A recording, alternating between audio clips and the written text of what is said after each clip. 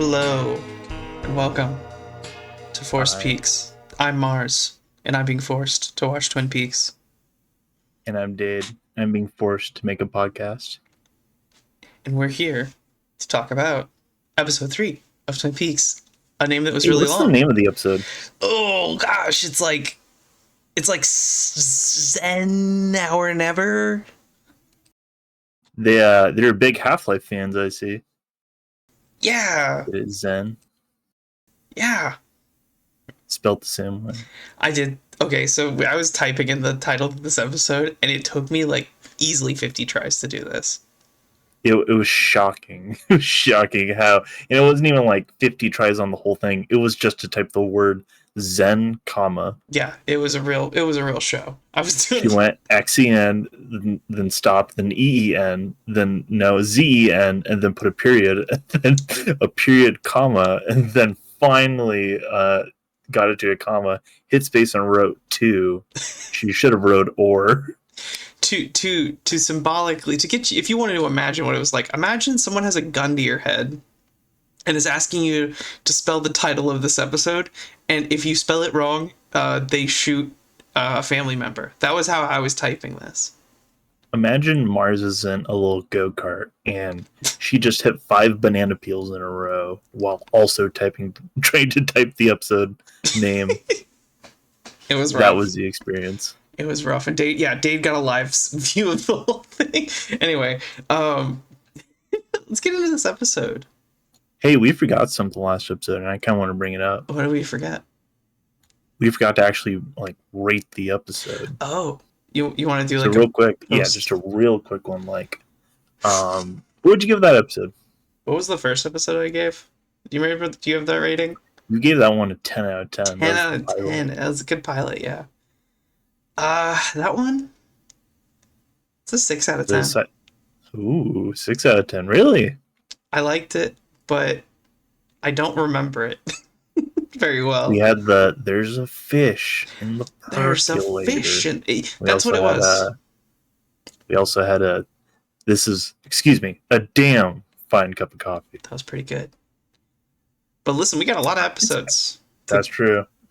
Listen, maybe 6 out To be of 10 fair, is though, too hard. a lot of season 1 is like the good episodes, and there's only like 8 episodes. Okay, maybe I won't be so harsh then. If because I don't want to like, how do you compare peak to peak?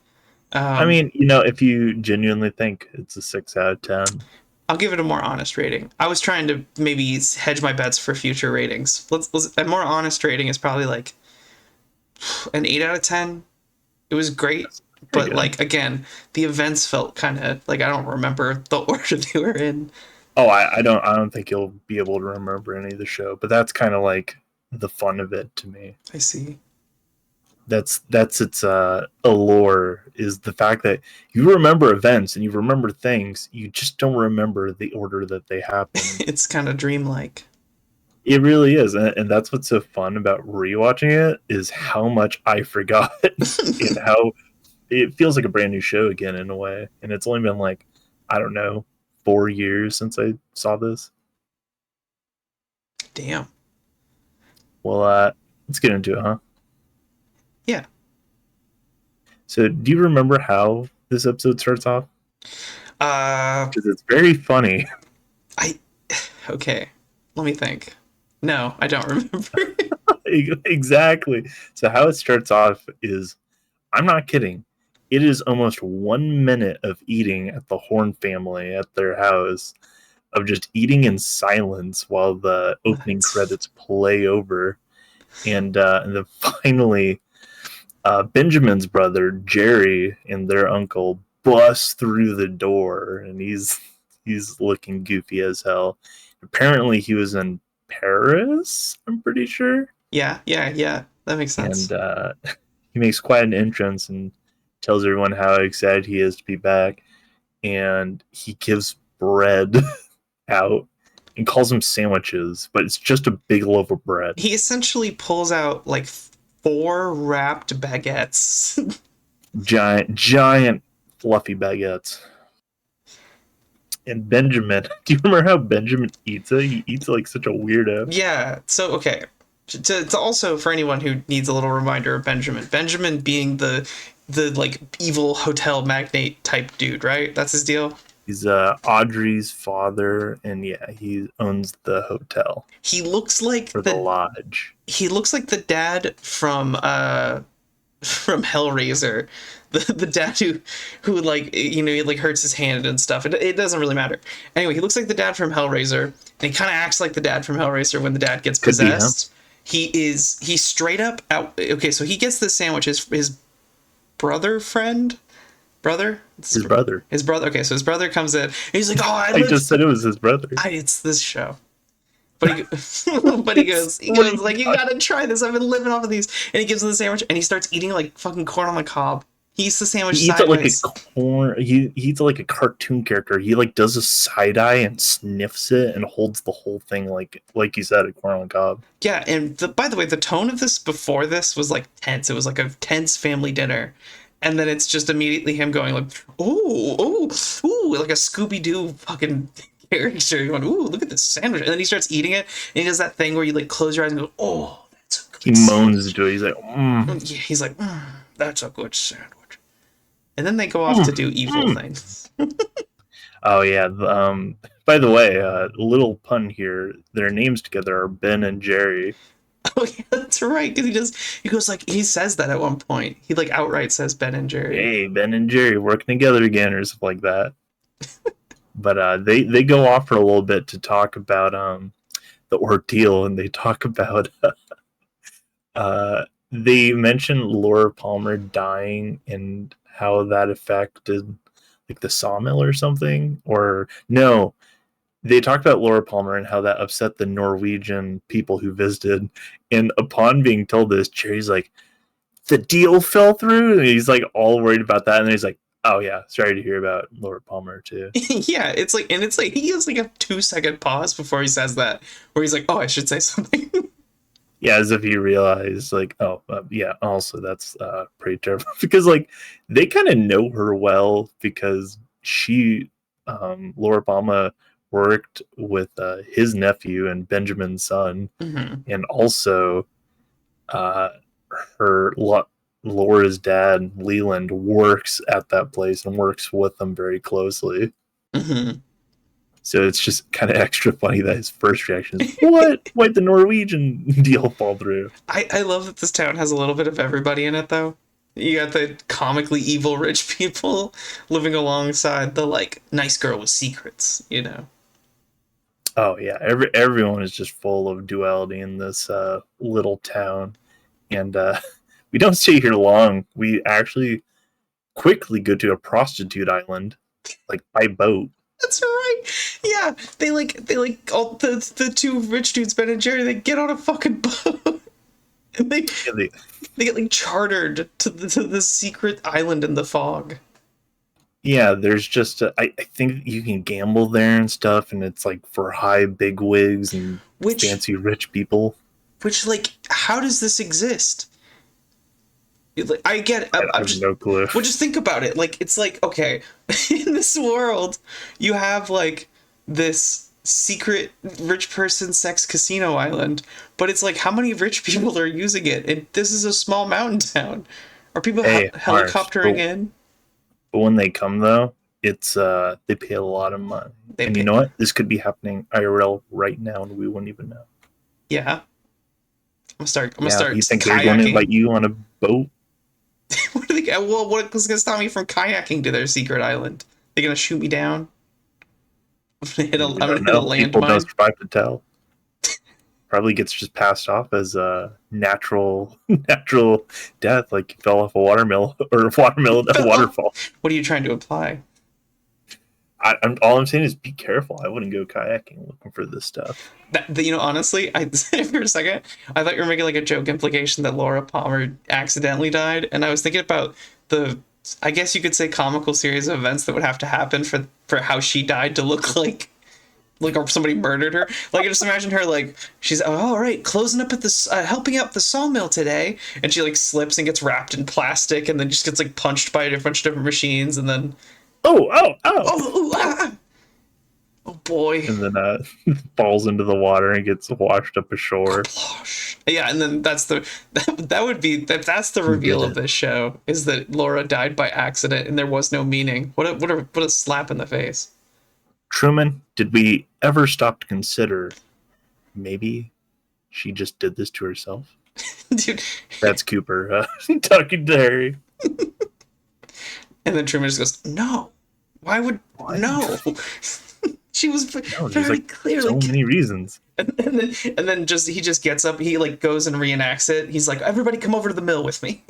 I'll show you. Everyone stand right there where you exactly are and don't move. And then he falls and gets wrapped in plastic. Ow, ow. And then he like stands up at the end and he's like, that's it. She was killed accidentally. He like rolls onto the floor in front of them and then sits upright like a vampire. That's it. And it's still wrapped. It's still wrapped. Oh man. Speaking of Cooper, should make Twin Peaks comedy. I mean, Twin Peaks is a comedy. I've always kind of considered it a comedy first, honestly. Like, it really is. It's a comedy that starts with a murder. Yeah, there's some serious scenes in there, but for all purposes, this is a comedy to me. But there's not much else to say about Prostitute Island. They meet with prostitutes. They have sex with prostitutes. There is, quote unquote, a new girl there that they're excited about.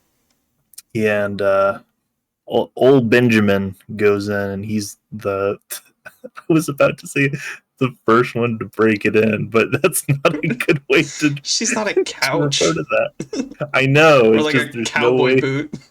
There's no way to say it. That doesn't sound like that.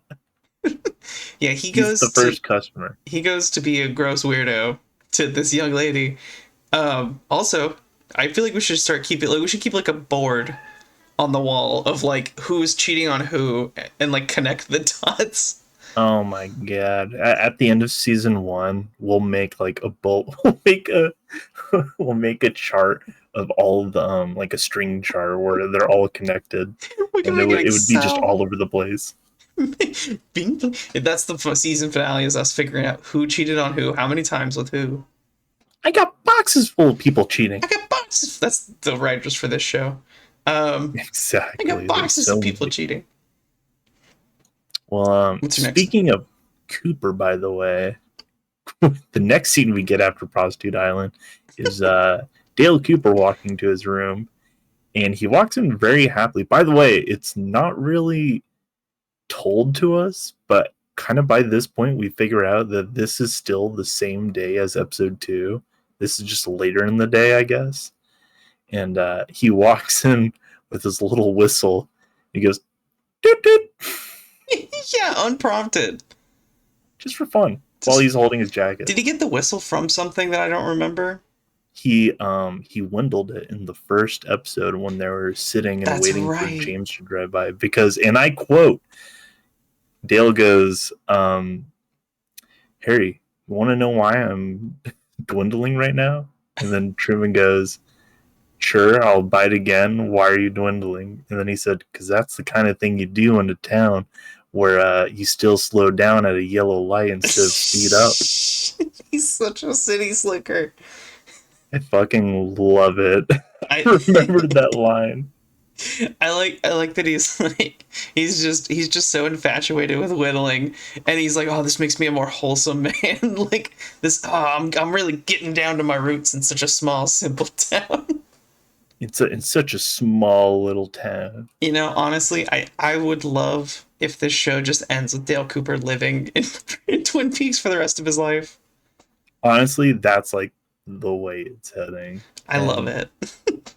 a thing that we didn't really talk about in the first episode, but that I kind of found out about later on is, and I noticed this too when I was rewatching episode 1 today, because yes, I'm already rewatching the episodes we've watched. There was Dale's like actually kind of pretty serious at the start, and it isn't until the scene where he like talks to Bobby where it kind of changes. And apparently the reason for that is when Kyle MacLachlan was doing that scene originally, he thought like this was going to be your kind of stereotypical FBI agent where he like, you remember where like Bobby like freaks out in the room that we're in where he's like, I don't know, I don't know why Laura's there. I have nothing to do with this. And he's all flipping out at Cooper, and then Cooper just calmly goes, Bobby, this is how this works. I ask questions and you answer them. That's it.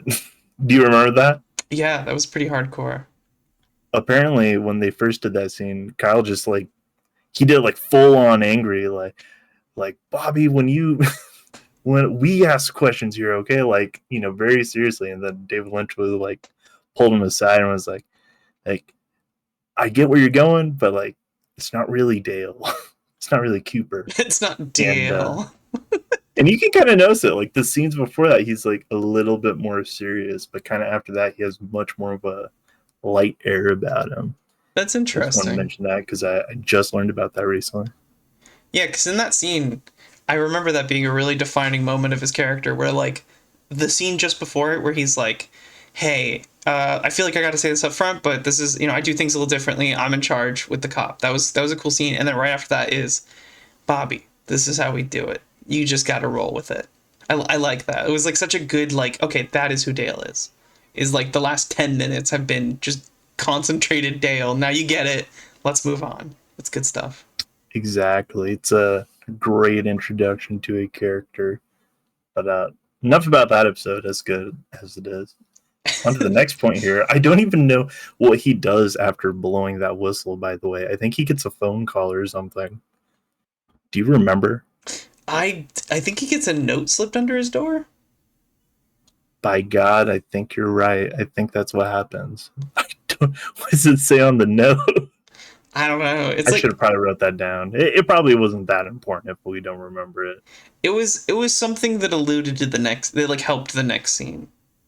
Probably.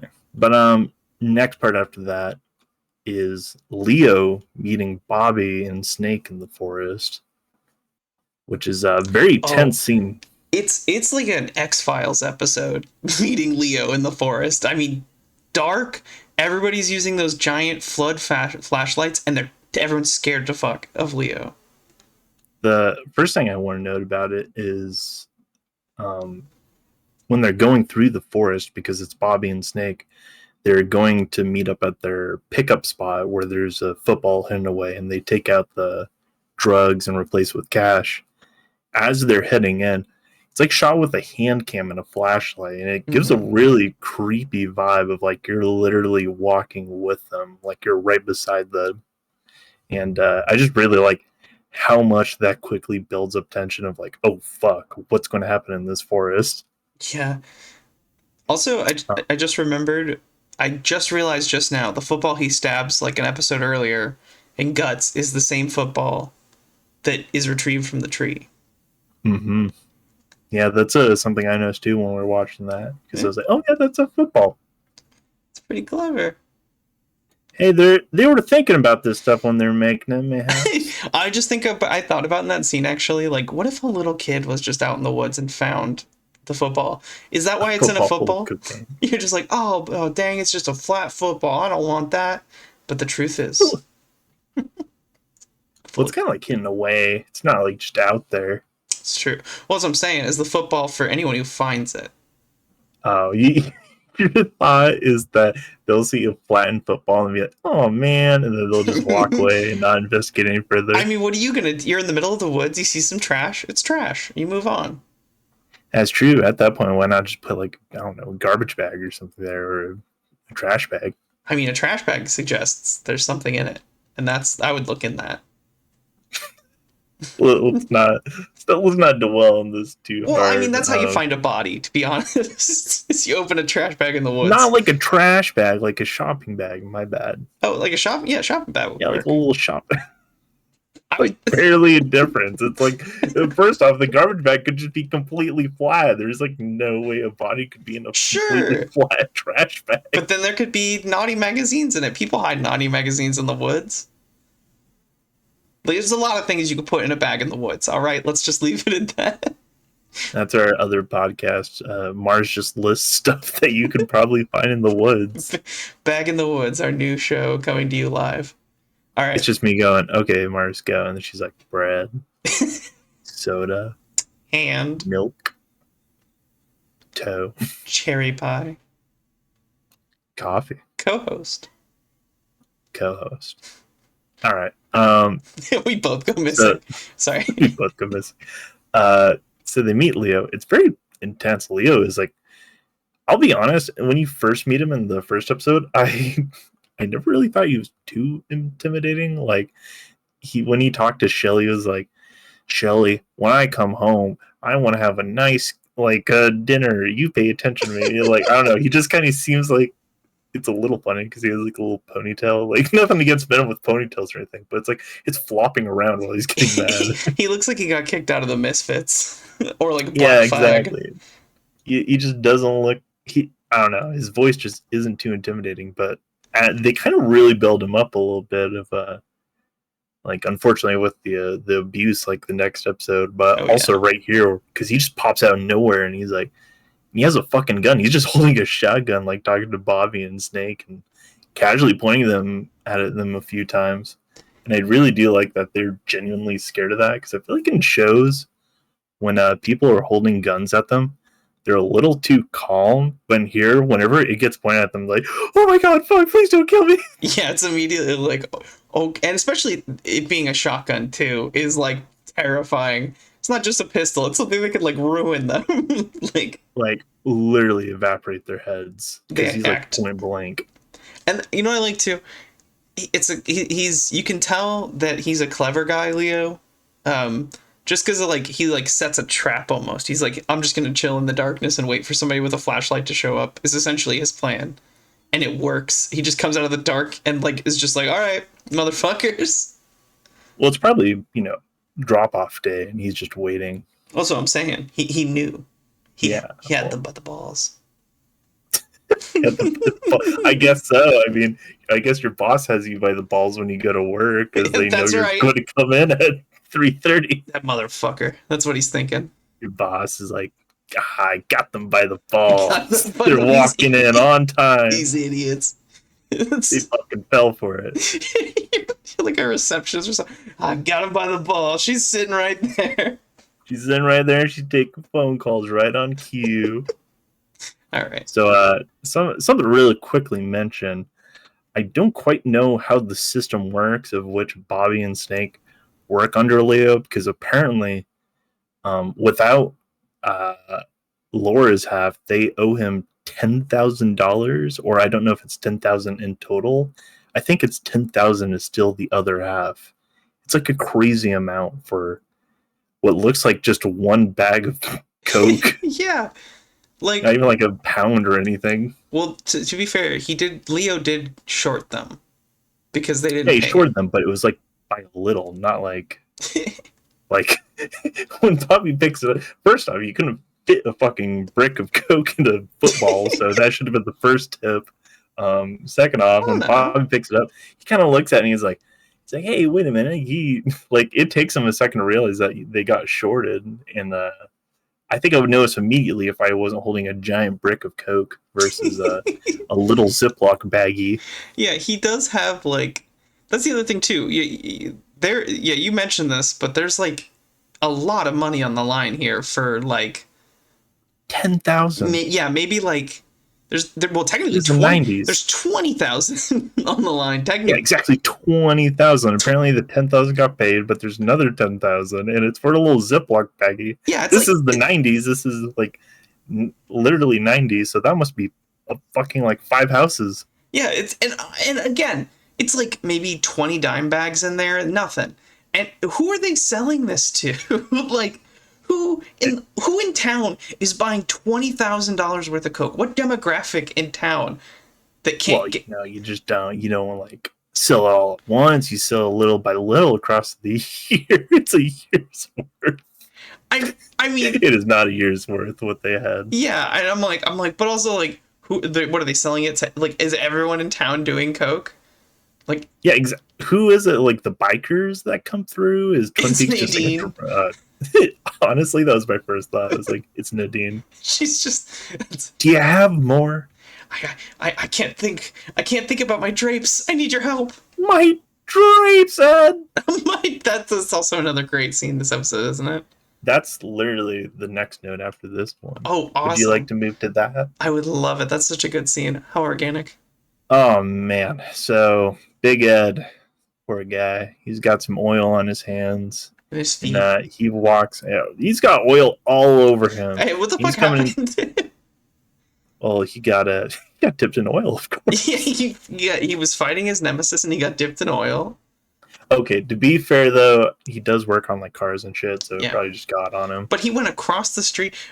Semantics. It's right next to his house. Why not just go into the house, get cleaned up, say hi to your wife or something, have lunch. I can see why. Okay, But, there's a lot of good reasons. So he apparently not a great reason because he comes in like dripping, and then he fucking stands and breaks Nadine's drape He just runners. basically stomps on him. They're just like out in the middle of the floor in the entrance of the house, and it's just it looks like a child was making arts and crafts. There's con balls and like glue, Elmer's glue. It does remind me of like you're at grandma's house and you have to entertain yourself, so you get the craft box out and you just There's like no computer or anything, so you have paper and random shit, and you're just making arts and crafts of what like, you remember. Oh. And he like drips oil all over it.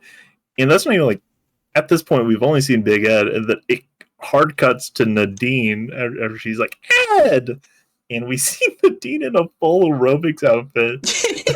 Fucking on like, I don't know what it is, like a curler or something. She's pushing it back with her arms, and it's making her arms rip. Super. Yeah, that, oh my god, yeah. I get why Ed is like maybe a little scared of Nadine. She is shredded to hell. She's ripped. She is in very good shape. I mean, her biceps when she's using that machine genuinely shocked me. I was like, I did not expect her to have those kinds of biceps. I think even at the end of the scene when like Ed leaves and she gets really mad, she like breaks the machine that she's working on. That's right. She like bends the metal or something. It like busts. She bends it backwards. We gotta check that under her character column. She loves quiet drapes, and she's very, very strong, and she has one eye. Those are the. Can you see that's why she's one of my favorite characters? I understand. She's essentially a crystal gem without having the gem. Exactly. If you think about it. But she gets really mad at Ed, and they get into a huge fight, and nobody leaves a winner. I'll say, everyone's pretty unhappy with this. And I think Ed even remarks this later when he talks to Norma, and he's like, "This won't be the last time, or this isn't the first time, but this won't be the last time. But I'm in the doghouse tonight." Yeah, it's like kind of like it's like weird their rapport, because this is at the diner, so he's like talking about his wife to the woman he's cheating with, and they're kind of having like just so casually. Yeah, and they're acting like it's like, oh, that's my boss, Nadine, like. I mean, it's kind of, and that's what makes it kind of funny, but also so real, is just the fact that everyone kind of accepts and knows that Ed is kind of forced into the relationship a little bit, and he very clearly wants to get out. Yeah, it's definitely not black and white. They're dynamic. And I guess it's just easier to joke about it or something, but it's kind of a weird, funny, and a little bit sad scene of watching Nadine get mad at him for dripping oil and breaking her drape runners. I think the only reason that scene isn't like kind of sad is just because it's shocking to learn that she's super ripped. She's just ripped and pumping iron while this happens. Which now, because before I was led to believe all she does all day is work on her drapes. think about her drapes and maybe plan to get more drapes or put drapes up in different parts of the house. I mean, not totally wrong. And what I've learned is, yes, she does do that, but she's also furiously working out while she does that sometimes. Those are the two things I know about Nadine now. And honestly, that's what characters need to be. Just two weird things. I think what you're saying is that's what we need to be. We need to pick one thing to obsess about and then make that our whole existence. Yeah, like, what if we obsessed about, I don't know, being furry little animals that talked on the internet? I don't think I could ever Get real. focus on that. Yeah, what would I do? Redesign it every once in a while? Get real. Yeah, I'm sorry. That was dumb. Yeah, oh my god. And if, God forbid, I ever go lineless... Oh, sorry. It's okay. I get that a lot. God forbid I ever go line. Next note. All right. I was holding off a little because I'm so excited to get to this scene. We get to the best scene ever. Maybe the best scene in the whole show. I don't know. It's a tall order, but man, do I fucking love this scene. This is the scene where Cooper gets all the police officers and brings them out to the forest with a chalkboard and coffee and donuts, and teaches them about oh my god, I'm gonna sound so dumb. Is it a country or a state? Tibet. It's a country, right? Oh man, I wish my girlfriend was here. She could really answer this question. Oh my god, we both look so dumb right now. It's probably a country. Yeah, it's probably a country. Probably.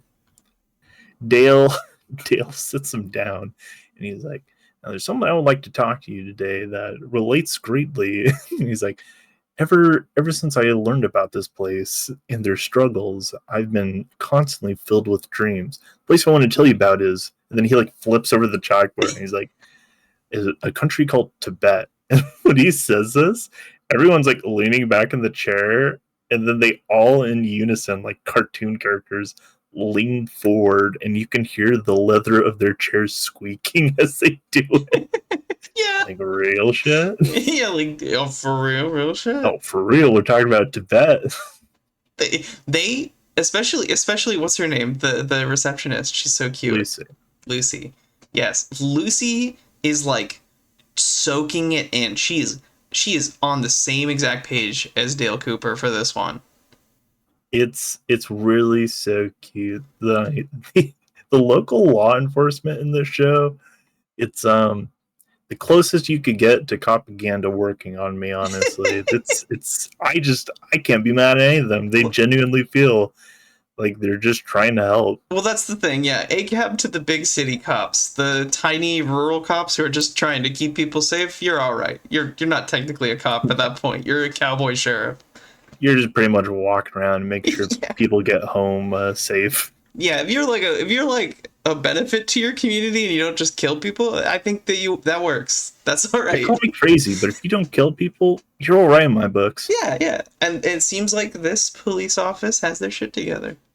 Yeah, and they really get even closer together. By the way, have to note, there is like no jokes like during this whole thing about any of the officers being like, oh, this guy's crazy, Cooper's lost her. Like, oh, does the FBI really think of shit like this? Which is really refreshing. The fact that they're just on the same page. By the way, they just accept whatever Cooper tells them. I want to set the scene because I don't know if we set it as like super like hard as it's not in the office. We set that up, right? I mentioned it's out in the forest. Yeah, and I mentioned that they're on chairs and there's a table and a giant chalkboard. Well, that's what I wanted to emphasize. They're not in the office, but the way everything is set up it is as if they are still in the office. Like everything is like kind of approximately where it would be if they were in the office, which I kind of am tickled by. There's specifically too, this is a final little detail. I don't think there's another chair. I think there's specifically only 4 chairs, despite there being 5 people. So it's just kind of assumed that Cooper's probably going to stand or someone's going to stand. And he does stand at the chalkboard while they all sit down, literally chair by chair in front of the chalkboard, while they enjoy their coffee and donuts. What a great morning, too. I would totally be down for it. If that was my morning meeting, oh, hey, everybody, let's go sit in the woods Well, I throw rocks and you guys have coffee and Wait, hold donuts. on. Oh, We haven't sorry. gone there yet. We haven't gone there yet. Please, yes. But so we move on, and we learn that he is so in tune with his intuition that he got a technique from his dreams. Dale Cooper, by the way, Agent Cooper. He got a technique from his dreams to help him find out the killer. And what it is he's written down every name that starts with a J, like first name, last name.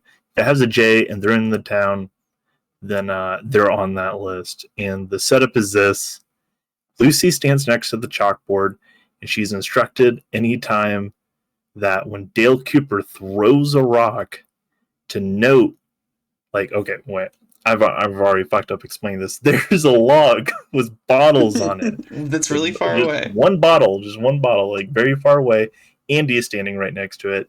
Cooper is sitting there right next to, I think it's Hawk. I think Hawk is holding the bucket of rocks. Yeah, and he's got mittens on, which I assume is so that he doesn't transfer his energy into the rocks. I guess so. Honestly didn't even notice the men's when we first watched it. Well, because I was like, And why is he? Is it hot? And then I realized, like, oh, maybe Cooper's worried about interference. that's very true.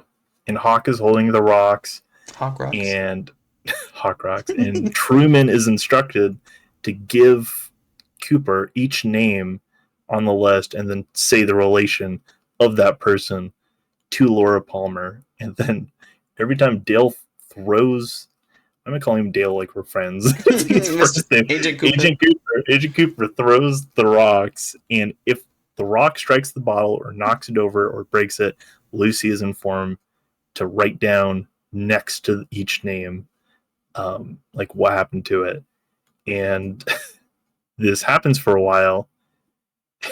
Which, by the way, there's a very funny scene of Lucy being confused by the rules. She's like, "So, do I write something down right now, or should I like write down anything if you miss it?" It's like this huge like back and forth.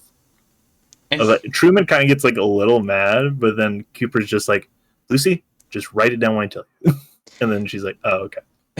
Well, I like that Cooper has like a system in place for this. He's like, if the bottle does this, then do this. If the bottle does this, then do this. Like, yeah, he explains surprisingly very clear for how crazy this idea is. yeah, And you kind of understand. Like, if you watch this scene, you really do completely understand what he's getting at. Like, it's not confusing if you really sit and listen to him explain it, and the way that he does it, you're like, all right, let's see what happens.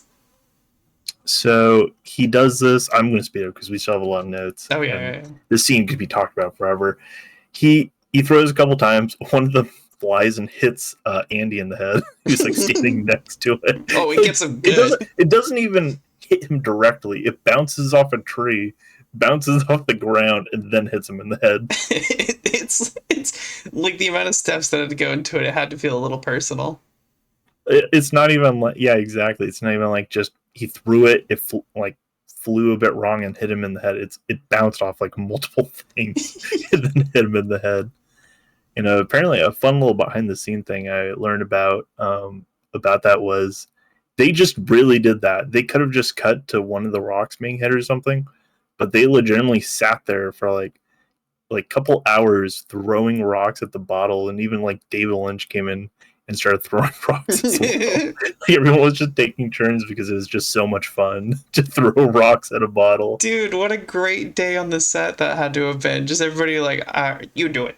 Just, I'm like, My turn. my turn. David, you're But up. David, you're up. Kale, get in here. Um, that's his nickname for Kyle MacLachlan. Kale? Kale. Is that true? Yeah, that's true. He gives a lot of nicknames to a lot of his actors and actresses. Kale was given specifically because I think there's another director or a producer that kept calling Kyle MacLachlan Kale, and David thought that was so funny. See, I thought that was just a good amalgamation of like his name, Kale. Yeah. But so they do this for a while. I think they write down like one small note because the bottle gets knocked over but doesn't break. I don't remember who that's for. I wish I could remember. But I do remember who is broken. I'm pretty sure the bottle breaks for Leo Johnson. Isn't that right? Yeah, I remember thinking like, something is confirmed. I think that's what it is. Yes, because you were thinking Leo Johnson, it broke, and then you're like, oh my god. Oh my god. And I remember that.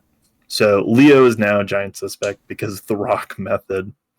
Um, Which to be honest, it seemed to work.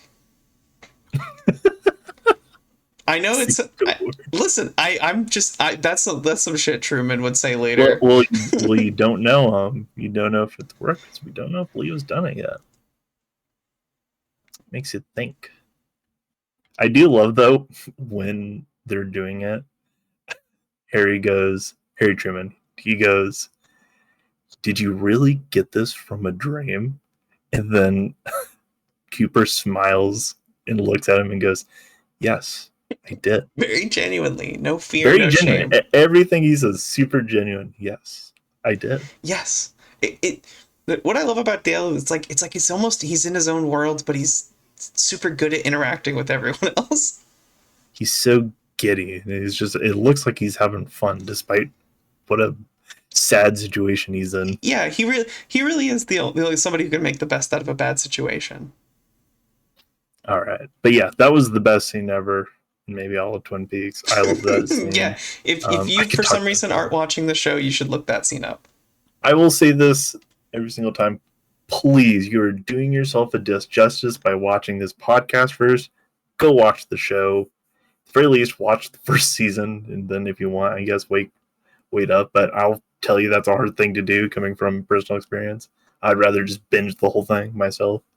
Yes. But on to the next part. We go to the cafe where Donna is there with her family, and Donna That's sees right. Audrey Horne. Yeah, this is a weird scene.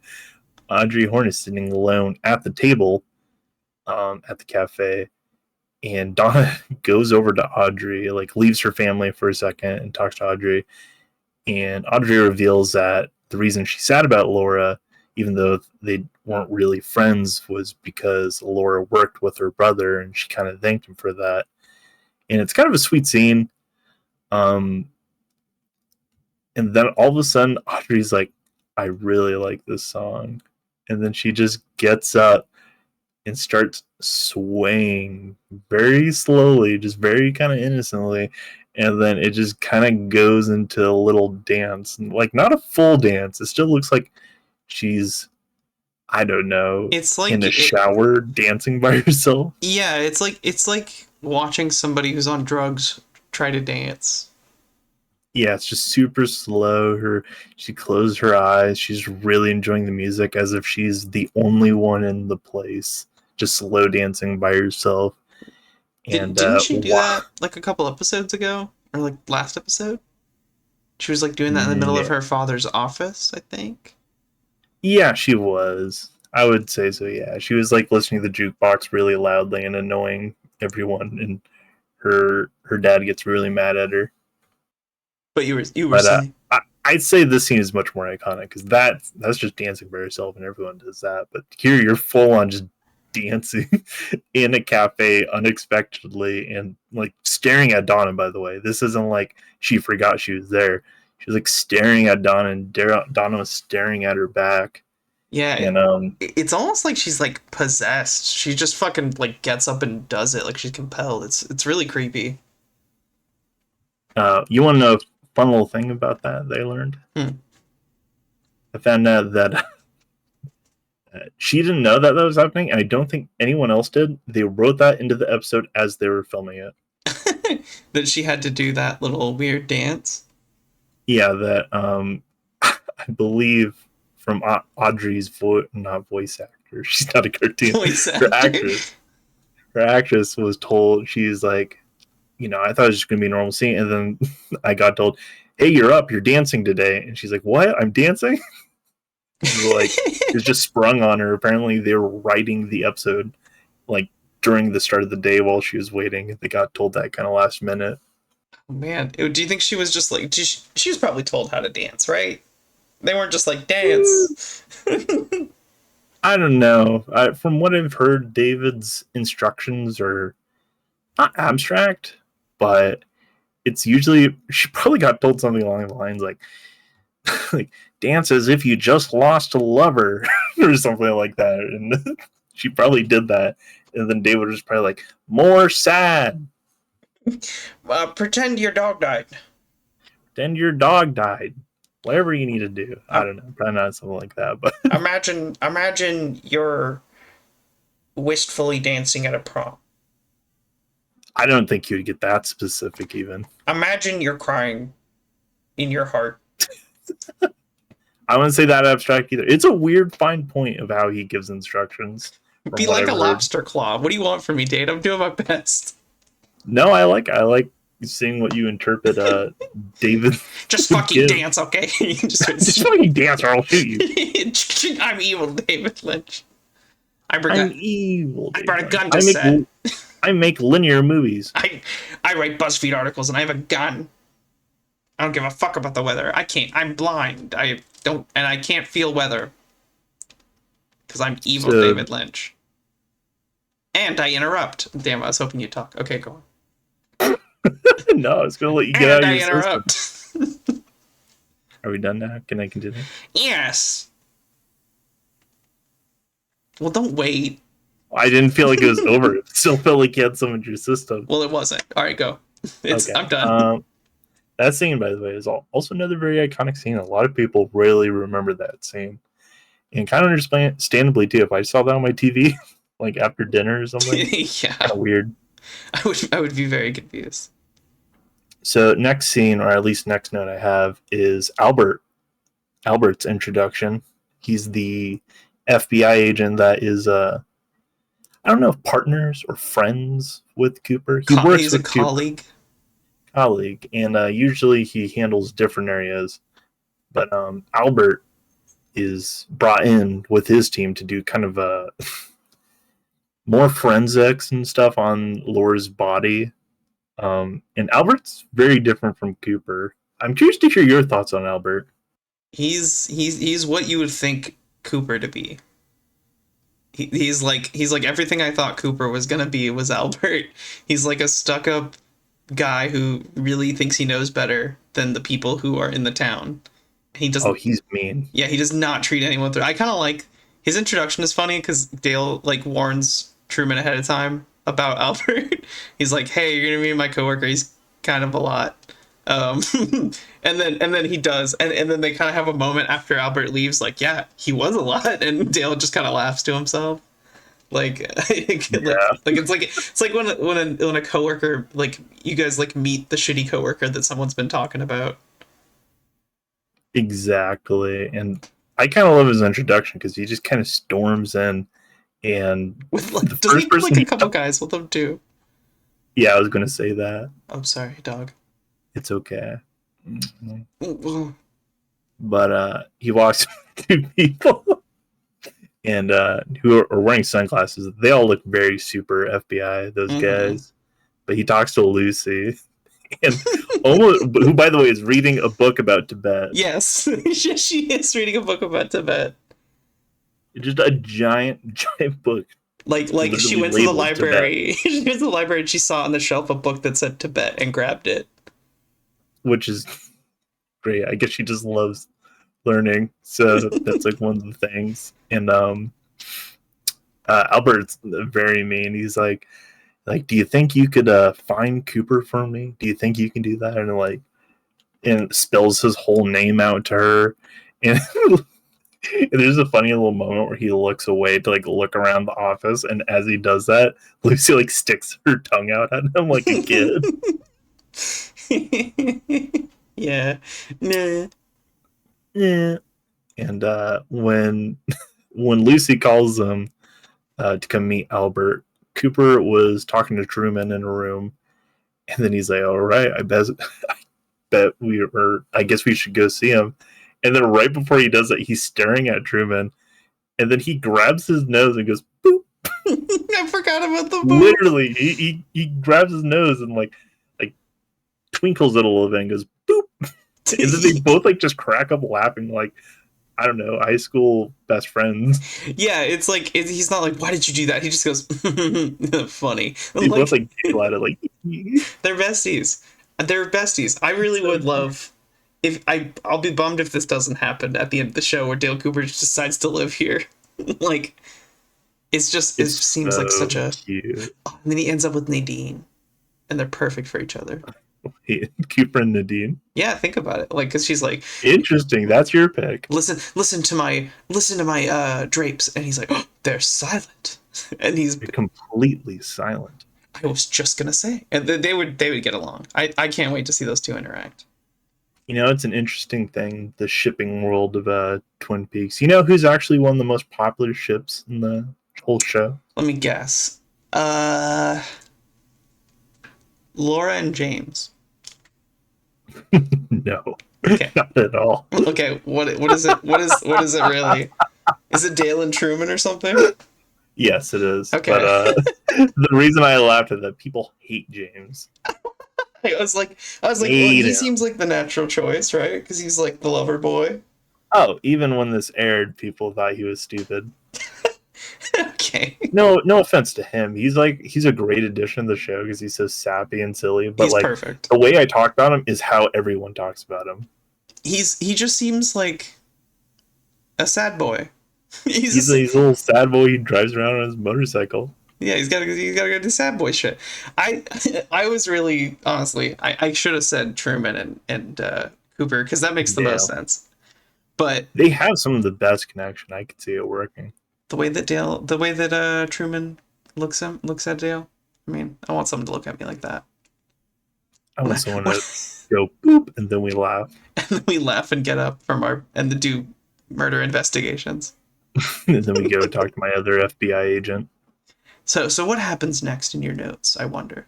Well, funny little note real quick. Now that we mentioned James, this is just a random tidbit. I'm just going to mention this really quickly. I watched A Few Good Men like yesterday, Uh-huh. and it's a soldier lawyer drama featuring Jack Nicholson and Tom Cruise as some of the main roles.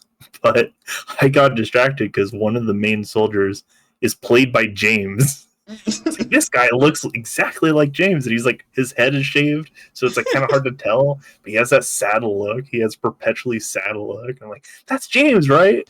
And it was only like this was made 2 years after Twin Peaks, so it was Really? 100% James. Yeah, 92 is when A Few Good Soldiers came out, and I think that's also when Firewalk with Me came out. Was that year? Damn. You know, I'm kind of curious now because Or we're 93. It was 93. That's interesting. I didn't realize that the timeline worked like that with how it was released, but that's cool. I wonder if he had to have gotten the gig because they were like, oh, we saw you on you can really look sad on TV. We want to get really you in the look movies. sad. We love how sad you look. 100%. But anyways, let's continue on because we could talk about that. Mm-hmm. The next scene we get. The reason I'm kind of hurrying is because the end of this episode, there's a lot to chew on. But the next scene is Leland, Laura Palmer's dad, puts on music and proceeds to dance alone. Oh yeah. And sob very loudly to the very loud music playing in the room. Like real sobbing. Real sobbing while dancing, by the way. And he's like, we need to dance. And he's like crying and he's dancing in his spot while the music plays, and it's very unsettling. And his wife comes in. Yeah, the music's very loud. And Sarah Palmer walks in, his wife, and it's like, why are you doing this? And like rips the vinyl off or smacks the player off. And they're very mad at each other, I think. Oh, no. He's like kind of in a trance almost. And then he's dancing with a framed photo of Laura. He accidentally breaks it and gets like pierces his hands and gets blood everywhere. Well, doesn't he? It wasn't his wife that gets her hands hurt. No, he gets his hands okay hurt. I wasn't sure if like someone got hurt by his hand. Yeah, it's also to be noted as well. It's like really unsettling when he's first dancing because he is openly sobbing, and it's this very joyful like music that you would dance to. Very joyful music. So it's this weird and he's like, I cannot stress this enough, like his arms are tense, he's like gagging on his own tears, like it's ugly crying. It is like borderline real person crying, and it's uncomfortable for like a whole minute or two. And it's that framed photo of Laura, the one that the like iconic photo of her The that which is, by the way, that photo comes around to almost being kind of creepy again in a way. it's like a Like it's so nonchalant when you first kind of see it, and it's a little eerie, and then you kind of get used to it, and then it kind of comes around again to being like just everywhere in a mhm. way in the whole world of it. It's literally the end credits is her face staring at you, and it's very unsettling, that image. So like the shot of him dancing and spinning around with that shot of staring at the framed photo is very unnerving. I, I just thought of a good Twin Peaks prank for anyone out there. If you could, All right, you want and to. Mars is funny pranks, This guys. is Let's hear this is my favorite segment of the show. Real fast, just go to Goodwill, it. No, go to Goodwill, go ahead. get a frame picture frame, and then put a picture of Laura Palmer in it, Okay. and then take that to your family member's house or your parents' house or wherever you that someone would have a large amount of family photos, and just slip it in there. See how long it takes for someone to And notice. see how long it takes for someone to go, who the fuck is that? And then they like, Not Laura Palmer. yeah, why do I know her? Oh, I probably went to Why do I feel like she died? that would actually work. If you hit a celebrity in there, it would probably work better because then they would just look at it and go like, yeah, I recognize them, but I don't know who that is. Yeah, you could probably just do actual photos of celebrities just at, I don't know, their family get-togethers and slip them in, and nobody would notice. That would be so funny if you. Okay, if I was an orphan, that's exactly what I would do. I would cover my family wall, like a wall of family photos from just other people, like celebrities and stuff, and then So when people come over, they're like, "Oh wow, your family's very nice." and they look closely and they see David Lynch's hair. Like, is that David Whoa, Lynch? your dad met David Lynch? Oh yeah, totally. It's a picture of Kyle MacLachlan. Kyle MacLachlan's your dad. Yeah, you just that's what you're implying that Kyle MacLachlan and the entire staff of Twin Peaks is somehow like associated and or related to you. It's amazing. Um, that was a good Mars is funny prank. I'll do that one. I think it would be great. I do like it. I meant that genuinely. The next scene though that we get, I forget what kind of triggers this. I believe it's is it Cooper? Cooper falls asleep. Cooper falls asleep, Oh and yeah. we get the first introduction to the Red Room, which a lot of imagery comes at you fast. There's a shot of Sarah going down the stairs. Mhm. There's a shot of the guy the guy at the end of the bed that we saw in episode 2. There's a new guy who's saying the Firewalk with Me poem. Then there's another guy who's like staring in a corner in the Red Room. Like a lot of weird imagery, and we'll take a second to digest this. I'm just telling it to all the viewers For real sure. quick. I think we get their names at this point. I believe we get their names, so I'll just say it because it's not really that big of a thing. The guy reciting the poem, the Fire Walk with Me, that guy is Mike, and then the other guy who has the long gray hair and was like sitting at the end of the bed, and the next time we see him, he's like next to like a pipes in some basement, like a boiler room, and he's saying some crazy shit. Yeah, His name is Bob. he's like where they killed fucking what's his name from Nightmare on Elm Street, where they killed that guy in the fucking boiler room. It's very unsettling. I forgot who Freddy Krueger was. Jesus. It, I thought you were just talking about some random guy, so I couldn't help you. no, I just straight up forgot Freddy Krueger's name. Yeah, it looks like where they killed Freddy Krueger. It's very ominous. It's all this is very tense. A lot of like flashes and quick changes while this poem is being recited, and then we're getting this guy. I don't believe we get his name just yet, nor do I think we get his name. I'm kind of unsure on that.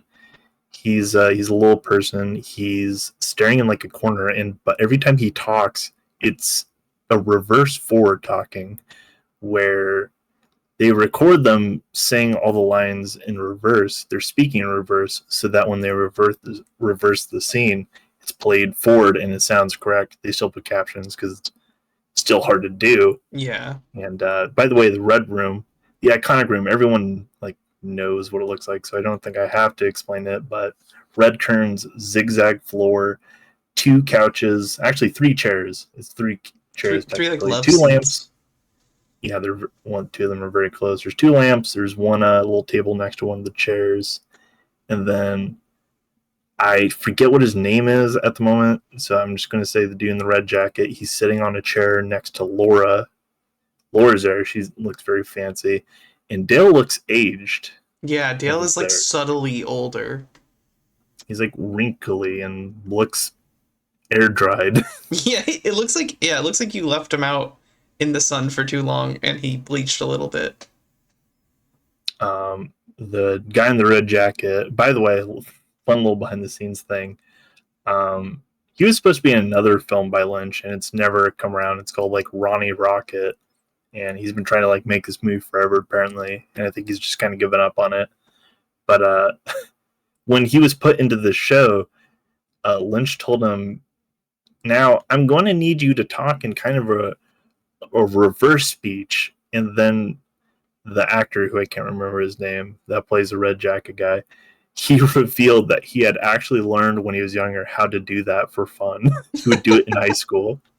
Oh, what a talent to just suddenly What a random talent. Imagine David Lynch be like, "Oh, okay, Perfect. perfect. You're fucking perfect." So apparently he just does it in his head or something. I don't even know if they had to get cards for him. I think they get cards for everyone else. Well, for Laura, Cooper talks normally.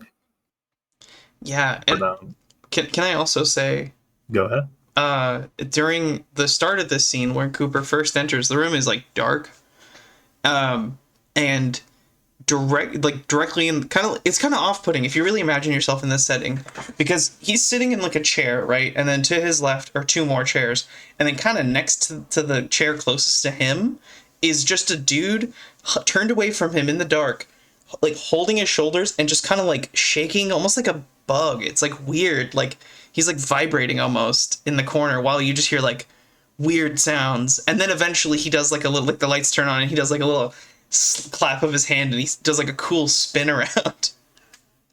Yeah, it's a very intense and surreal scene. I don't But you just think it's going to be a whole different thing when it starts, so it just changes vibes, which is this whole show. Exactly. I would say no offense to you, it is nothing against you. You do tend to bring in some quips when we watch shows and have things to say, like a mother watching a horror movie, which I find so endearing and funny. But for this scene, we did not say a thing. It was completely silent during the entire thing, mainly because you kind of had to with how they were talking. You really need to pay attention to what they're saying. I had to also know just because it was so surreal and intense, just everything that was happening. Even though they're saying shit like, "That kind of gum you like just came back in style." Yeah. Good news. Yeah, the information isn't anything particular. I just realized that. Well, there's a lot of things that people interpret that. Some people think everything they say here is some of the most important things in the entire show. Really? Which, I mean, that's the thing. Is that's the kind of fun of, I guess, Lynch movies, is the interpretation of how we see it, and the intention of the makers, and kind of the detective work that we do of trying to figure out what the show means. Because there is intention, as much as it is on the whim decision making. Usually, it's there to serve a purpose or an idea for Lynch's work usually. So, as weird and abstract as it may be, it's there to serve something. And that's kind of the fun of it, is figuring out, well, what is this to serve, and what's this trying to say, as weird as it all is. Yeah. And we get a good poem. I wish I could remember with it. It'll come back later at a point. So we'll touch on that a little bit more, because it kind of gets, this isn't really a spoiler, but it gets recontextualized a little bit. Cooper asks Laura who killed her, which Laura comes over, whispers it in his ear. Then they proceed to kiss, I believe, and then I think he wakes up after this. I'm pretty sure And then he wakes up. he wakes up and then he grabs the phone. Which, by the way, his hair is like stuck up in the air because he was like, it's still greased up. Yeah, it's cute actually. It's like someone grabbed it and bent it out of shape. Like it looks so perfectly out of it looks perfectly messed up. Perfectly cartoonish. He picks up the phone, calls the police station, tells them tomorrow morning we need to have a talk. I know who killed Laura. He goes, I promise it can wait till tomorrow. Yeah, he's like, And then he puts down the phone and then snaps along with the song playing in the background. yeah, which again is like weird. It's like, can he hear the music somehow? So that's an interesting thing. Let's talk about that. Yeah. Is how diegetic, that's the term, right? Diegetic is the music in the show. Yeah, can everyone hear it or is it just for us? Because earlier when Audrey is like, isn't this song so dreamy? Like, I think she puts it on the jukebox, but it is technically the soundtrack of the show. It plays during other scenes when there's not a jukebox around. And I don't think it's the same Audrey song, but it's a song kind of similar to that plays when Cooper is snapping along to it. And after the man in the red jacket is like, let's rock and roll, he like starts dancing as well, which, by the way, parallels, if you think about that, the diegetic and non-diegetic music of these two characters taking their time to dance in a place that seems kind of rather odd, and unfitting. A theory I think I have now about what the Red Room, or like what the Red Room is or maybe represents, is like in this episode, there's a lot, especially when it comes to what Dale has to say, a lot has to do with like dreams and interpreting like information being subconsciously given to you. And I feel like maybe the Red Room is sort of a weird physical represent, like it's like literally what Dale is sort of like helping him process things. This is like maybe a part of his intuition that we're seeing in like how he perceives it, which is something I think maybe I could be proven wrong if like someone else goes there, but for right now as Dale, I'm pretty sure like it would make sense if it was like, oh, this is kind of what it looks like in his head when he's coming up with things, but maybe not. I don't know. I love hearing this because when I was like, this is going to be a podcast and we're going to do this and discuss this is exactly the discussion I would love to talk about. I love talking about what does it mean? Like at this point, let's think about it. So Cooper can hear the music. Yeah. That the room you think it is his mind and what helps him build his intuition. Mm-hmm. Is that what you're suggesting? It's like a weird manifestation of his own intuition, but it's like something that he's maybe done something similar like this in the past, or maybe not. I'm like getting the vibe that this is like his brain or like a part of his subconscious. It's interesting because I feel like both he's been here before and he's also never been to this place before. Yeah. This is me as a person. If I were to experience this episode for the first time, I kind of get that vibe of that it's familiar and not familiar to him. It's the fact that he's old too. It's interesting. Yeah, that's another thing, is why is he old? And we know who Mike and Bob is now a little bit. Mike is the one-armed man. We saw him earlier in an earlier episode. Do you remember that? Yeah, he was skulking around the hospital, but he just kind of disappeared. And Hawk makes note of that in the third episode, I believe. He tells Cooper, like, hey, we saw this guy. And Cooper is immediately like, watch out for the whole place. Like do not leave Ronnie's side. And yeah, he's really so concerned maybe he knows about this that guy. Yeah, that's another detail I kind of forgot, is that because like, okay, I get the vibe that there are certain people in this episode, like there's certain people in this, and especially in the Red Room, that are literal people and more ideas of a person, or more like an avatar to like a mechanism, like, you know, like something that helps you. They're like not actually a Mhm. person. I get the vibe that Mike and was it Bob? Bob is the silver-haired man. Mike is the one-armed man. Yeah, I get the vibe that they're literal people. I mean, especially since we saw the one-armed man in the real world. Because and they're also not in the red room. When we see them, they're like in a different setting. An interesting note too. Mike says there was a tattoo on his arm, and that's why he cut it off. And I forget what the tattoo was of, but I actually have the poem that he recites up here. Oh I feel yeah. like I should reread it because it might help us a little bit. Um, this is the poem. Through the darkness of future past, the magician longs to see one chance out between two worlds. Fire walk with me. Hmm. And so there's some interesting things there. Through the darkness of future past. Like, what does that mean? Future past. What's both future and the past? That one X-Men movie did that.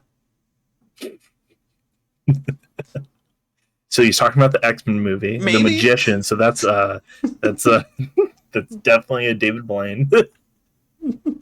Yeah, he's talking about David Blaine and the X-Men. Honestly, this is just sort of Lynch saw into the like mid to late 2000s, and he was like, "I'm not having it." He made a scathing metaphorical review of it all. Um, I like this bit. I could tell we're This both is laughing. this is pretty good. And I like this David Lynch is mad at the X-Men movies that he can see into the future. That what if it's like we go to a convention for some reason and we meet him and we talk we come up to him like, oh, David Lynch, we're doing a signing or whatever, and we like go bring our stuff up to him, and we're like, oh dude, we love Twin Peaks, we watched it together. I feel like I really understood the show, and he's like, in his mind he's like, yeah, whatever, this I've heard this 1,000 times, and I go, yeah, when you started talking about the 2007 recession, and he's like, what? Oh my god, they figured it They out. figured it out. Shut up right now. Shut the It fuck up. was always about X-Men. How did you figure it out? Well, when you said Wolverine a bunch in that one episode, I just knew. The famous episode where David Lynch pops up on screen and goes, Wolverine, Wolverine, Wolverine. It's about X-Men. It's about X-Men. And people just didn't get it. Well, because people were, he's like, yeah, it was actually very literal. People always talk to me like Twin Peaks is complicated. It's always been very simple from day one. Well, I'm glad we destroyed all serious discussion to go on this X-Men bit. I love it. No, I mean, that's what I do like about the show is that like, because earlier I had what kind of led me into this was we were talking about sort of the correlation of like, okay, Dale is really obsessed with dreams, because like I didn't kind of realize the themes of the episode until like after the fact just now of like Dale's talking about dreams, everybody's kind of like in this weird dreamy state. Audrey mentions the music being kind of dreamy. There's like a lot of like The last episode too, it's either the last episode or this episode, Donna goes, I feel like I'm stuck between the most horrible nightmare and the sweetest dream. I think that is the last episode. I think that happens like briefly. Yeah, it's kind of A lot of interesting. relations to dreams.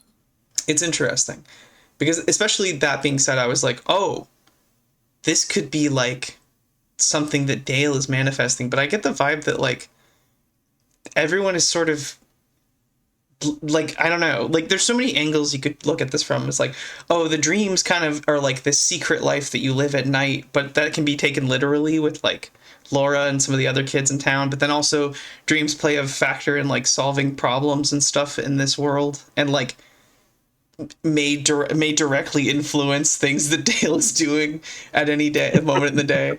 Like it's like technique. yeah, like there's so many like different ways you could slice the dream angle of things, and especially like a lot of this is a thing I keep noticing. Every once in a while, a character who's normally very attentive and a part of the scene, and this kind of bounces from person to person. It's weird. Like a kind of unassuming character will be like kind of doing their thing or be very normal or like normal for that character, and then they'll just start like their eyes will go cold, like they're just staring, and it's very off-putting. Like it just seems like people are like dreaming. Like the fisherman does it at one point where he just kind of like stares off. Truman does it. It's I wouldn't be shocked that they were either given that advice to go off of to feel like that they're dreaming or something, because dreams are a very important thing to Lynch. Not too shocking. Yeah, no, he seems like he's really into dreams. He's really into dreams. He's really into ideas. He mentions it a lot, and we'll go more into the things that David Lynch kind of believes in, like later down the line, because Hmm. they really do influence these particular episodes that he has very hands-on approach to, or at least very hands-on direction making. Because Mark Frost has a different um, goal or feeling of the show opposed to David. They're not like on the same page. David doesn't tell Mark, and Mark made. I think Mark has mentioned what he kind of feels the show is, but not fully. And I think that's interesting. Is Hmm. that you have multiple people trying to work towards David's idea, despite Interesting. nobody knowing what it is. And that's a very fun thing. Of everyone is aware of what they're doing and what's happening in the part of the show. They're just not totally sure why either. Well, it's also important to remember too for this episode that David Lynch, you said he directed this one, right? I believe he did. I believe he directed the first three. Yeah, it definitely shows that he's because I okay. From what I understand about David Lynch, he's very heady. He thinks about things a lot in a lot of different ways. And I can just see him interpreting like everything the way that Dale Cooper is. Like he's just trying to like sort of I don't know, it's like weird. It's like I every time Dale Cooper opens his mouth, I hear David Lynch in a weird way. Like I mean, I I can hear totally David see. Lynch's like innermost thoughts said out loud. Well, what I find kind of interesting about it is, and this kind of changes my perspective on it. And this may change yours a little bit. So this is why I kind of held off saying it. Hmm. I feel like it's a good place to say it now. Is that David Lynch gets a lot of flack for his movies and shows being kind of hard to figure out. Not a Mm-hmm. shocker. No. This is a very well known thing about David, and a lot of people are very obsessed with knowing what it's about. And Lynch is very okay with not telling people. And when I was watching all of the movies, because I binge all this stuff, because I binged Twin Peaks, and I was like, I have to see more by this guy. This is just, I love it all. And I watched a lot of it, and it was hard to understand. So I went and watched interviews, and one my favorite piece of advice that he gave, or I guess not advice entirely, just an anecdote or a suggestion he's making, is that people always tell him they don't understand, yet when they talk to friends about it, they have something to say. Or when somebody brings up something or an interpretation that the other person doesn't think is right, they'll go, no, I don't think it's about that. So they must know what it's about, or what they feel like it's about. They know it like inside themselves, Hmm. but don't want to admit it, or they don't want to believe that to be true. Like, he fully suggests that your interpretation is as important as anyone else's, or even more important than his. But there is a certain interpretation that he has for it, and that's what he's going for, which Mm-hmm. I find really interesting. He cares more about you feeling the like media or show or whatever he makes more than what you think about it and what you think is right about it.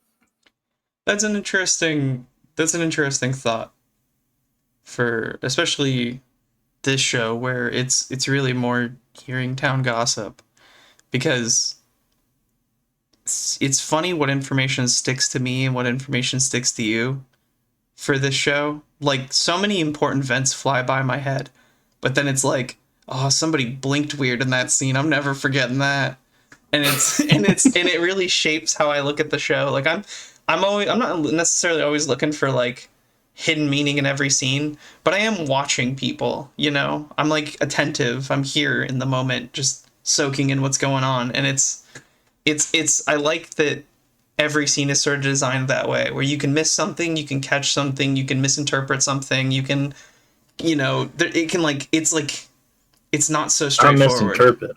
Well, not misinterpret per se, but you can there's so many directions you can go in when you're like watching this show of like what you think is really going on, and it kind of eats at you a little bit. This like, especially because I'm watching the show really slow, so I'm like dwelling on each episode a little bit. But that's kind of perfect if you think about it, Yeah. because we're kind of watching it weekly, and that's how people would experience it. They would experience it on Thursdays at 10 p.m. I believe it We're was. doing like a retro artisanal rewatch.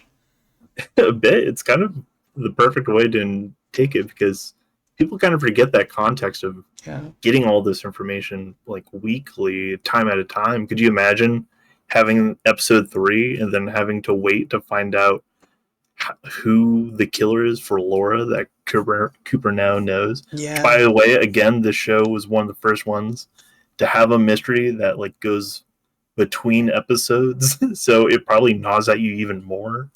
And you know what? I can see, because we try not to talk about the show outside of this podcast. It would kind of defeat the whole point of the podcast. But it's like I'm at work, like, you know, doing whatever, and I'm just the whole time I'm mindlessly thinking to myself like, you know, all my little thoughts of the day, and then like a Twin Peaks thing will bounce into my head, and I'll be like, what did Dale mean by that? Or like, you know, like it just like I haven't watched a show in a really long time that sat with me for longer than I watched it. You know what I mean? Mm-hmm. I can't think of too many shows that have really like the obvious ones like Breaking Bad and stuff where you watch an episode and you're like, what the fuck happens next? This show, it's like, what is it's like I'm reading a book and I'm just trying to, it's like a detective novel. That's what this feels like. It's not structured like a show. It's structured more like a book where like you're getting internal motivation from characters. You're getting a lot of weird things that are disconnected. It definitely is more book like. I'm realizing. Yeah, which is not really what shows were like at No. that time. It was very much everything wrapped up by the end of the 30 minutes. It's So cool. you can kind of see why people were a little bit mad when this came out and were kind of begging for the murder to be revealed. But, I can see this show getting extremely popular now for no reason at all. Like just a bunch of like teenagers find out about Twin Peaks and watch it collectively. legitimately, I think this is one of those shows that, and it's not too shocking too, because when they showed this and they were trying to gauge how much people would be interested in the show, they showed it to, I guess, kind of an older audience at first, and it didn't really resonate all that well. But they showed it to a more diverse, younger group, and they loved it. So it kind of makes sense that the younger and weirder the crowd gets, the more they'll understand this. And Which is this whole I agree with you. I think generation. the show would like blow up if it was made today. You know what I'm gonna do? But- I'm gonna get my little sister to start watching this show, or not this show, but Twin Peaks. Get her to start watching Twin Peaks. Oh, you gotta watch my podcast. Force her to watch the podcast, You gotta watch not my the show. podcast. Hey, watch us talk about the episode. Like, I'm good. Yeah, I gotta get her to watch the show and then just like see what she thinks, because she's like 4 or 5 years. I'm saying it like I don't know. I was being vague on purpose. She's just 4 years younger than me, and I was trying to throw people off my scent, I I guess. see. Got to be careful on the internet. Yeah, but I think I think that'd be cool. Like, someone's going to Google like who is 5 years younger than Marsty Coot. We're gonna whittle it down. Okay, I want to start wrapping up a little bit. Sure. As much as I do love talking about it, because I'm sure this episode's already gone pretty long. Oh, you want to guess? You want to guess? Hour 20 minutes. Not far off. An hour and 23 minutes. See, Almost on the money. Yeah, we were like, before we recorded, we were like, oh, we're gonna keep this one short. You know, we got stuff to do tomorrow, and it's just I knew that was going to be wrong. By the way, I knew there's too much to talk about. yeah. I didn't think about it. I was like, oh, I got a little bit of headache. We'll just go. And then it's like, now we're talking about theoretical stuff, and I'm like, oh, I'm wide awake. Real quick, you asked me. I'm going to start wrapping up now because again, talk about forever. For sure, for sure. This is a note you told me to wrote down Mhm. as we watched it. I'm bringing it back up. This is about the red room scene. You told me, this is verbatim, write down this. The red room lights look like eyeballs. Statues Oh! represents the person who eyeballs are. What does that mean? That is okay. So that was okay. Wow. Thank you for reminding me of that note. That was a whole that was a whole theory I just apparently forgot about. Okay, so Thank In God you told me to write it down. Thank God. Okay, so the red room itself, I'm just gonna go quick. The red room, the way that it's set up is there are these curtains in the background, right? Everybody knows, and there's two Yeah. lamps behind the chairs, and the curtains have this, and there's like a Greek goddess statue in between the two lamps. And on the wall or on the curtains behind the chairs are these two. They look like like not like a literal eyeball, but like the sort of olive shape of like an eyeball in like a when you're representing it in a cartoon, is like being projected lightwise onto the thing onto the curtain. So it looks like there's like the shape of an eye, and then the lamps they sit just right so they look like they were where like pupils would be, and then I was kind of thinking like he's dreaming. It's almost like he's like inside his head or somebody else's head, and this is like this is like representing what the inside of someone's brain looks like from the other side. Oh. And then the statue is like the statue kind of looked like Laura in my mind. So I was thinking like maybe he's like somehow tapping into Laura's consciousness, and it seems like time doesn't really matter. So like maybe she's showing him something or revealing something to him. That was kind of my theory when we were watching the episode, is that it's like we're stepping into someone's mind in this. I was gonna like see if we ever come back to this room if the statue was different based on what was going on. Interesting. It's cool. That is pretty good interpretation. I like that. The wall in the back thing definitely looks like eyes, and I definitely think that the red I room. had no clue what you meant by that when you told me to write down looks like eyeballs. Yeah, I didn't want to like explain the theory right then and there and I'm so glad I totally forgot about that. Yeah, it super looks like you're looking out through someone's eyes. It's very weird. And that's pretty good interpretation because we hear the music in that room, Yeah, and then it's still playing as we come out of it, meaning that it's in his brain. that's true. Yeah, that would really reinforce the Dale Cooper thing. Interesting. I do definitely think that the Red Room is supposed to be kind of a dream subconsciousness level in a way. So It's the back not like rooms. as an official thing, but that's how I've always interpreted it. Mhm. So that kind of gives a lot of leeway to that. And Yeah. very curious to see how that changes along the line. Yeah, it would be. I'm very curious to compare and contrast the things that are different. And Guys, if you're listening and we get to an episode where we're in the Red Room again, comment and remind us to talk about that. you remind us to bring up the eyeball theory, I'll probably notice again. Yeah. I bring it up like it's a new thing on the next episode. Oh, you'll never Oh my believe. god! So the Red Room kind of looked like eyeballs. Oh yeah, yeah, Mars. Yeah. Okay. But yeah. So let's wrap it up here. Mars, guys, final. Got two questions for you. One, what'd you rate the episode? Episode 3 out of 10. I would rate this episode. I would give this a probably another 8 out of 10. Honestly, I'd give it a 9. give it It's a one of the 9. best episodes. Is it just for that scene? For a lot of scenes, it starts out with 1 minute of silence before Ben breaks out and forces people to eat bread. Cooper plays a little train or duck whistle thing. There's drape runners, which, by the way, Nadine shows that is not. Real quickly, let's not get into the whole thing. I'm just going to explain what happened. We can laugh about it real quick. Nadine puts the oiled, slicked cotton ball from Ed stepping all over them. Yes. Drape runners. What are you re-explaining? Like our audience is too zoned out. And like, oh, yes, that. Yes, the oil dripped from Ed.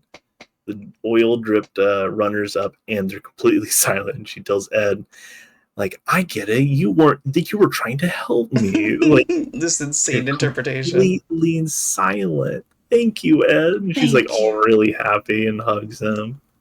Very funny. But yeah, this to me, this episode had so much. The booping Truman, Cooper, we got Albert's introduction. We got the great Red Room scene and all the weird surrealness that entails. I will say this. I feel like if these are 8 out of 10s for you, this might be as high as it goes. Really? Okay. I still stand by Which it. is fine. I still stand by it. Well, who knows? Maybe different things will tickle you. road. I'm Or maybe it curious. won't hit this high ever again. Well, I'm curious how I will feel after we have watched the whole show. Yeah, it's just a quick rating. It Yeah. doesn't really mean anything if you think about it. Well, it's just so dang hard to rate something when you're like, when you have, like, I feel like, oh, I gotta compare it to the Oh other no, I'm stuff. being serious. The rankings don't really matter if you think about it. It's just how you feel in that moment. I certainly do feel like an 8 out of 10. Okay. I also love too the end of that scene with Nadine. She just gives Ed a big old smack on the lips. Just a Oh yeah. huge kiss. It's very sweet. Okay. Mars, Yes. who do you think killed Laura Palmer? I still think Leo did it. Still on Leo? Yeah, I don't think Leo was alone. I'm trying to, because right now in my mind I'm like, Leo did it or was there, and it's very clear there was more than one person there. Because the whole semen thing of like multiple people showing up on the semen report. That's true. I'm surprised you remember that. I mean, because that's like the thing. It's like that was immediately like, okay, we're not looking for one person. We're looking for like four, potentially. And so like I'm like trying to think, okay, who hangs out, who would be interconnected, who's got relationships to who. I still think it's Leo. I'm trying to put together who was there. So if you think it's multiple people, do you have anyone else besides Leo? I mean, I don't think it was Bobby, because Bobby I don't think could do that. I don't think he's got that in him. And I maybe it was the other guy. What's his name? Fucking Snake. Sorry, so he doesn't look like it. He looks like a Richie. Like, he does not look like a snake. I think his technical name is Mike. It's technical name. My technical name. My technical What's name. your That's a dead name. His technical name. His technical name.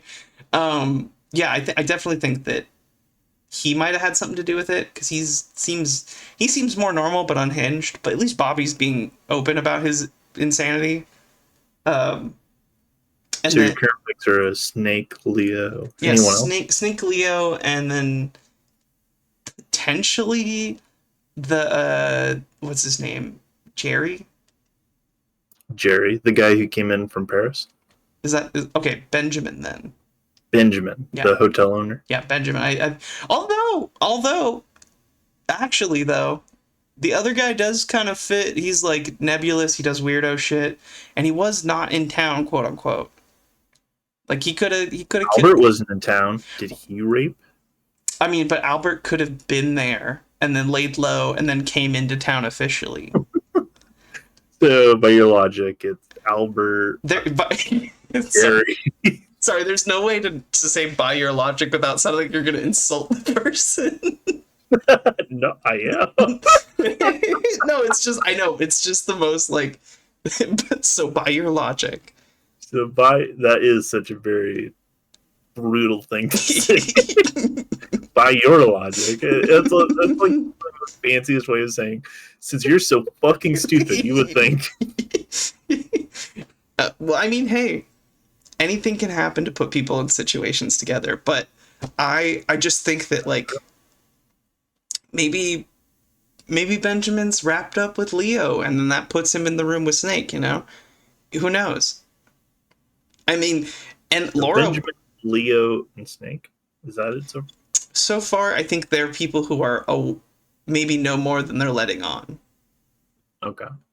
Although Snake did go, yeah, I'm gonna stick with this, but Snake might not. Snake could easily fall out of that running. Snake. Well, I was gonna say, what do you think? But I think you already know. By this point of the show, I'll tell you this much. You know, actually, when I first watched the show, I didn't think about who killed Laura really at all. Like, you just assumed to be some guy. To me, I've always, the way I consume media, I think about it. I just usually think about it after the fact. Mm-hmm. And so when I'm watching it, I don't think. I'm never, unless I'm directly being asked to by the media I'm enjoying, I usually enjoy it as I watch it, in the sense that I take it all in, but I'm never trying to think ahead of what they're showing me and what they're telling me. I never try to, like, I guess, outsmart the show or figure it out before they can. So, by your logic. So by your fucking logic. So by your logic, you just do what they tell you to do, you pussy. You know what? Yes. I'm maybe the most perfect consumer. I sit there and I listen to what they're saying. Yeah, I am sat, and you're just like cutely like legs crossed, hands in your lap, like TV. TV. I'm I'm I eat probably some corn with this. I'm probably a TV show's maker's worst nightmare. Just I mean, we can all enjoy it however we want, you know. for sure. I just don't do that. Like so many shows I've watched clips of ahead of time, and then that is what convinced me to watch the show. So I'll like have small I things mean, spoil that's a it. good way of doing it. I mean, but surprisingly, never seen a Twin Peaks thing, pretty much ever. Weirdly enough, that technique of seeing like one small clip on like TikTok of a movie has actually been really useful because I'll watch that one clip and I'm like, oh, that was good. I should watch the full movie. And that's how it finally got me to watch what's the one with Sylvester Stallone where he's like a veteran. Oh, Holy shit, I can't remember. I know. He's First Blood, Rambo. First Rambo. Blood. I was like, I wanted to say Reggie. I was like, what the fuck? Reggie Fils-Aimé. Reggie Fils-Aimé, Yep. First Blood. Hey, you know who we should tell about Rambo? Who? Who should we tell about Rambo? I think your good friend Diane. You think Diane wants to hear? I'll get the Barbie tape recorder out The Barbie tape recorder from Monaco Ralphie. from where we stole it. Hey, why don't you play us out here? Well, Tell Diane. Diane, these bitches are crazy.